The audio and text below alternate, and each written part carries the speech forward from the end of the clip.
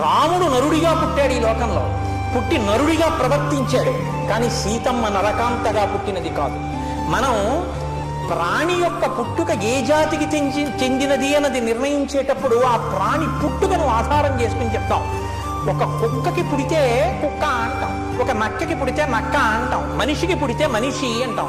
అసలు పుట్టుకే లేకపోతే, అసలు పుట్టుకే లేనిది ఈ భూప్రపంచంలో ఉన్నటువంటి జరాయుజ అండజ స్వేదజ ఉద్భుజములలోకి రాదు. మరెవరై ఉండాలి? ఆమె ఖచ్చితంగా దేవకాంత అయి ఉండాలి. ఇప్పుడు ఎవరు? సీతమ్మ. సీతమ్మ అయోనిజ. ఆమె ఒక తల్లికి తండ్రికి గర్భవాసం చేయడం చేత పుట్టిన తల్లి కాదు. అయోనిజగా నాగటి చాలుకు దొరికింది.